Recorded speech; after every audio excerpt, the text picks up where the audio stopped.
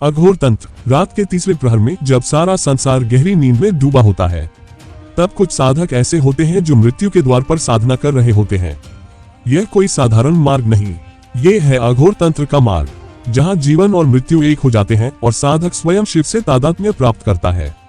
अघोर, इसका अर्थ है जो घोर नहीं है, मतलब जो भयावह नहीं है, परंतु यह विरोधाभास है, क्योंकि समाज की नजर में अघोर तंत्र सबसे डरावना, रहस्यमयी और वर्जित विषय है। अघोर विद्या की जड़ें वैदिक काल तक जाती हैं।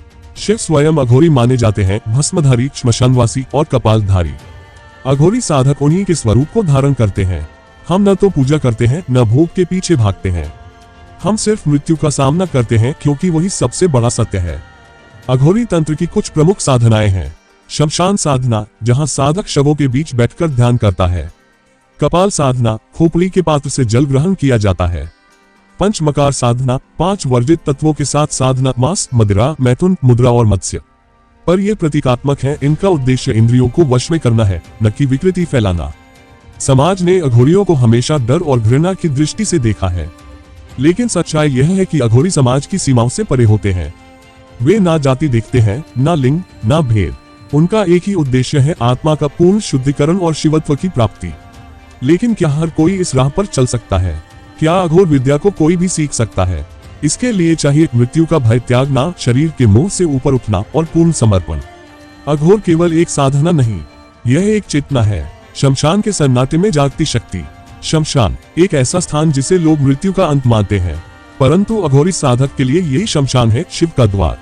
यहाँ हर रात एक साधक मृत्यु से नहीं डरता, बल्कि उसे साधता है। युवक का प्रवेश। इस भाग में हम आपको ले चलते हैं उस यात्रा पर, जहाँ एक युवा साधक विवेक अघोर दीक्षा लेने वाराणसी पहुंचा।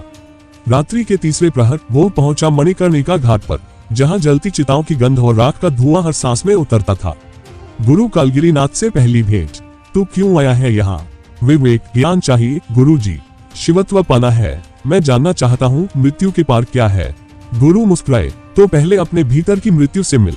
जो खुद से भागता है वह तंत्र नहीं समझ सकता। प्रारंभिक साधना, शमशान की पहली रात। 7 रातों की शर्त थी। विवेक को शवों के पास बैठना था, भस्म लगानी थी और ना कोई डर, ना कोई शब्द, बस मौन, ध्यान और मंत्र। मानसिक परीक्षा, भय और मोह का सामना। तीसरी रात जब विवेक ध्यान में बैठा था, एक अधजला शव हिल गया। उसकी आंखें खुली। उसका चेहरा पहचानने योग्य नहीं था, पर विवेक डिगा नहीं। उसने अपनी आंखें बंद की और साधना जारी रखी। दीक्षा का क्षण, पंचमकार और भय का विसर्जन। गुरु ने उसे पंचमकार साधना में प्रवेश दिलाया। शरीर की हर लालसा, हर बंधन अग्नि में समर्पित करना था। मांस, मदिरा, मैथुन, मत्स्य, मुद्रा, इन प्रतीकों के माध्यम से विवेक ने अपने भीतर का मोह त्यागा। आत्म साक्षात्कार की अनुभूति। 6वीं रात उसे एक स्वप्न आया। उसने स्वयं को अग्नि में जलते हुए देखा, पर अग्नि से निकलती थी रोशनी और उस रोशनी में बैठा था शिव। शिव बोले, अब तू मृत्यु नहीं, मैं हूँ तू। गुरु का अंतिम आदेश। अब तू तैयार है विवेक, तू अपने डर को राख कर चुका है, अब तुझे अगली साधना के लिए जाना है। कपाल साधना में, जहाँ तुझ में शिव प्रकट होगा। शमशान साधना ने विवेक को बदल दिया था।